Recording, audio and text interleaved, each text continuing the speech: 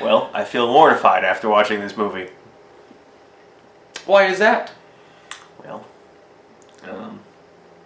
I wanted to watch Jason, and I watched a movie about Jason without Jason in it.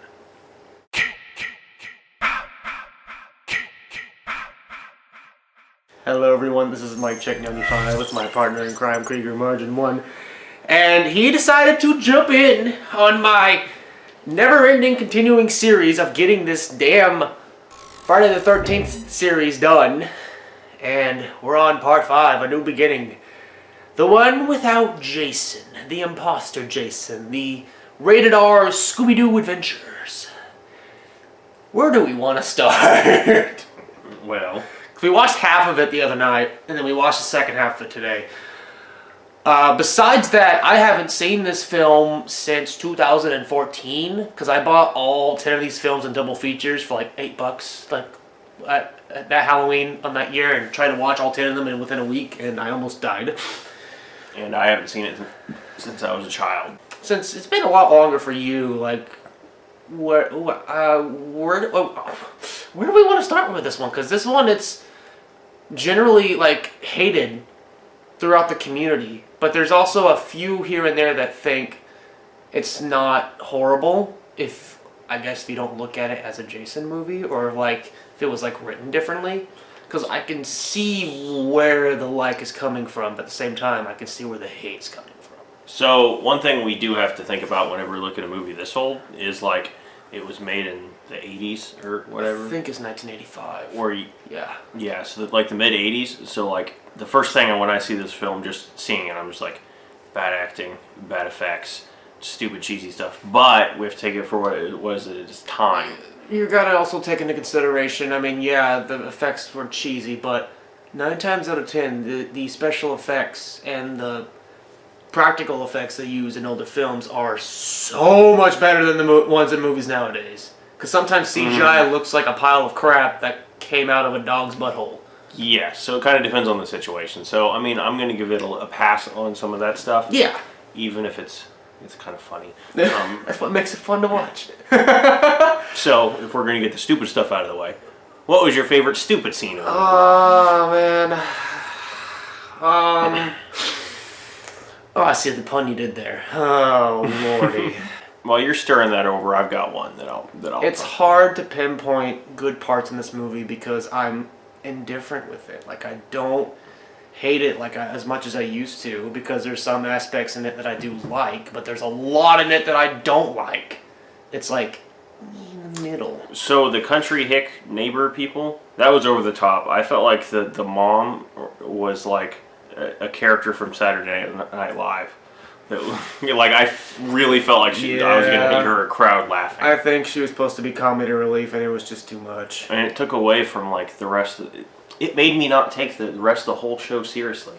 Yeah. Like, I already wasn't taking it seriously, but I then you really have, lost. Y'all keep your mental patients out of my yard, or I'll be cutting them up with the bomb in my bomb.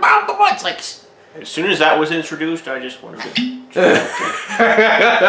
My stupidest scene of the film, which I had 2 different ones, but I'm going to go and just say one of them. During the film, when the son was angry because he was hurt, he got beat up, he was just randomly driving around, and then Jason just pops his machete out, and then just a clearly fake head just falls on the ground. That's funny, because the first night we were trying to watch this, you had fallen asleep like maybe 10 minutes before this happened, and then I was like, Dylan, you have to watch this part. You have to. And you were just sitting there just like...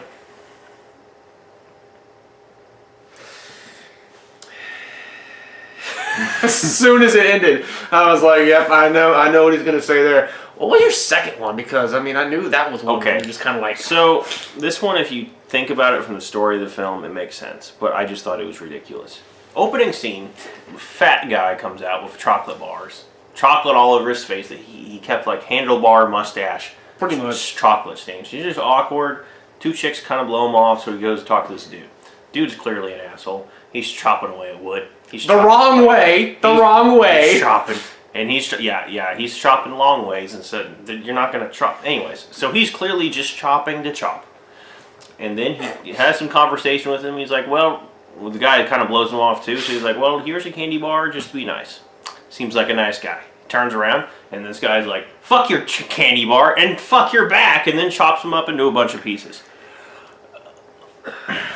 I think that was really fucking stupid. I really don't know if I have a funny, favorite, stupid part of this film, because it's, like I said, I don't really have anything that was, like, nothing really stood out to me, except for, like, maybe Demon's bit, yes, it was over the top, but it was hilarious.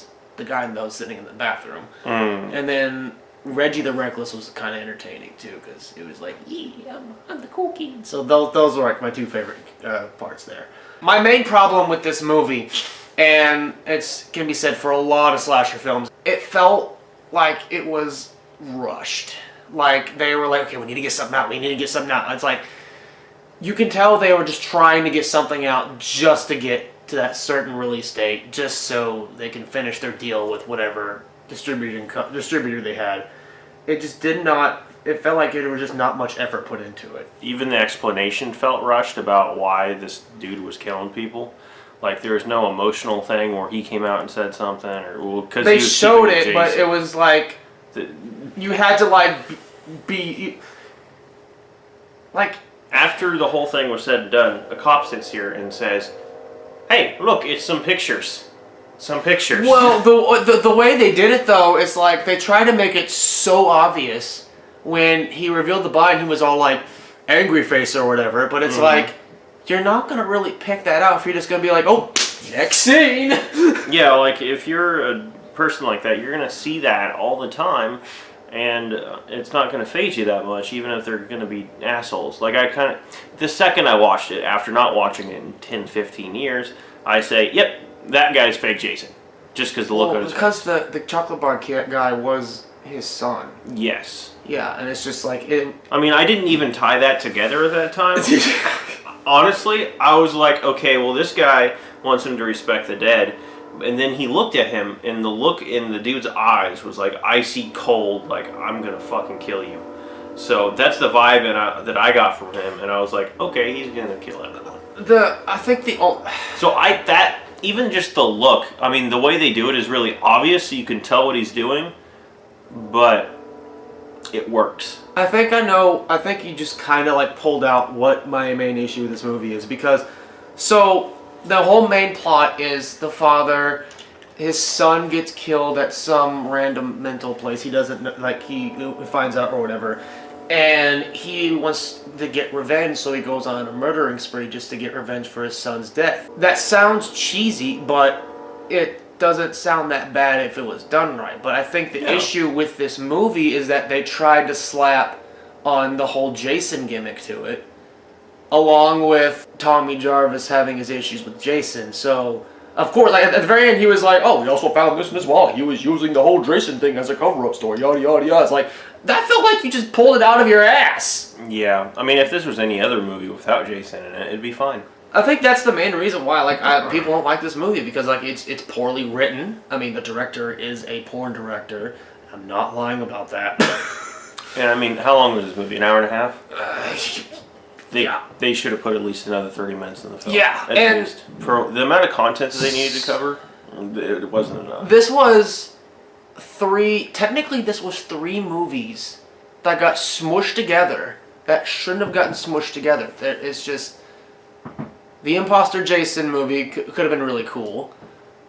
Tommy Jarvis trying to get over his fear of Jason and having a mental breakdown, thus becoming Jason because of that. And then the whole father trying to get revenge for his dead son storyline. Try to put that in a homemade stew, and what do you get? Shit. Of all of the Jasons I remember, they're awful. No, I really enjoy the Jason movies. This one was very bad. Yeah, I mean, I would put it up there with Jason X, Jason Goes to Manhattan, Jason Goes to Hell. This is not my least favorite Jason film. It's not one of my favorites, so it's like making... Yeah, I mean... like maybe top 6, top 7, because there's only 10 movies, if you don't count the remake. So it's like maybe 6th or 7th place, so it's not the best. And I don't know about the remake, because it half the movie's a sex scene. Minimal sex scenes in this film. Part 5. But it's directed by a porn director. You know how much tit time that got put on this movie? Probably more tit time than Tommy Jarvis did. It was really, really unnecessary. Unnecessary amount of boobies, and that's weird to say. That's another thing that I wanted to talk about with the continuation things. Number one, when they're at the diner or whatever, and the chick's getting ready for the date with mustache douche. Oh yeah, that scene was She's just like, well, time to get ready. Hello, and she has no bra on while she's at work. Yeah, that's another thing that, like, there's a lot of scenes in this movie that shouldn't have been in it. Like, it was just added for body count. And then the greasers, that scene. Yeah. And then to make it worse, whenever she said, "Okay, give me a second, I gotta close up," and then it literally cuts to her walking. She grabs a rag, does this number, and then she said, "Okay, time to go." Like, after spraying perfume down her mouth and her titties. Anyone that's ever closed a restaurant knows that's not how you close a restaurant. I didn't see her lock any doors. Like, continuation wise, like, they just didn't give a bleep fuck about anything.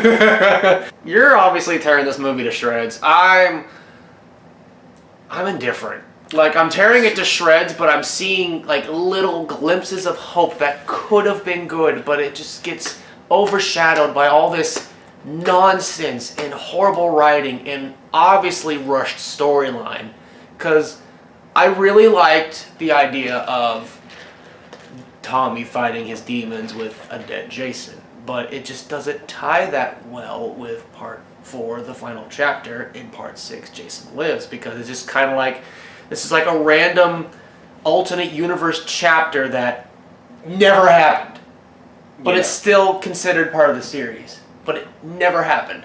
This movie, 95% of it was awful, but the last couple scenes made it good for me, because I like the idea of Jarvis becoming Jason, and the whole plot line. I was like, yes, please kill her. And then he put on the mask, and it's like, yes, that was fantastic. Like, I really enjoyed that. The writing is just I wanted them to get there, but they didn't do it right. The writing throughout the entire movie probably made the writing was done horrible throughout the movie. But by the time people got to that point, which, I mean, we, like us right now, like, we didn't care. Don't get me wrong, you liked the ending with the whole Jarvis thing, but you and I both know, after watching this movie, we're like, where the fuck is Jason? And the most we got was a shadow image that may have been something inside of Jarvis's mind. Or either that or Jason was learning how to do shadow jutsu. Shadow jitsu. That's it. Anyways, so yeah, I mean, my thing is, I like the destination of where they got to. I don't like how they got there. I don't think they did it right. The build-up and the delivery was just horrible. Yeah. A bad Amazon delivery package. So, rating-wise? I've been rating these out of 10. Okay. Just because it's a bigger scale. So, for you, what would you give it out of 10? Number 1, this isn't going anywhere above 5 for sure for me. Honestly, if I only like the last couple scenes of the movie, it can't be that high. I mean, it wasn't terrible. It wasn't Mad Max Fury Road bad, so I'm going to give it a 3.5. I'm not, if I remember right, I've rated the last 4, like, between, I think, like a upper or a lower 7 something out of 10, but I can't really remember my scores off the top of my head. A 7 out of 10 or like an upper 6 something out of 10, to me, that's not really a failing grade. It's when you get below, like when you get 5.9 or lower, to me, that's a failing grade in a movie. Because yeah, my standards are different when it comes to most people in movies, because it doesn't really take much for me to get entertained by a movie. This movie, it's in a weird spot, because I obviously wasn't entertained by it for the reasons they were trying to go for. I was entertained by it for the wrong reasons. But at the same time, I liked the idea what they were trying to do. It's just bad delivery. So, it's not the worst Jason film, in my opinion. So this is why it's getting only a 5.5 out of 10, because I would pick this movie, if my memory serves me right, I would pick this one over the later ones that we're going to be seeing down the road. In my opinion. but I haven't seen Like Manhattan, or I haven't seen Manhattan or Jason Goes to Hell since college. Hmm. So that's gonna be a bumpy ride when we get there. My remembering of it was, I hated this one, I hated Jason Goes to Hell, and I hated the original one. As far as my rating goes, because I know you kind of went into detail about how you rate things, 7 or above is good. I really enjoyed it. 5 to 6 is okay. Everything below that is complete garbage. Just on a scale of how garbage it is below 5. So this was moderate garbage. It had good ideas. It just didn't. If it didn't have good ideas, I would have went less than a 3. But they didn't. They did everything else wrong, but their ideas. We pretty much had the same thought process, but yeah.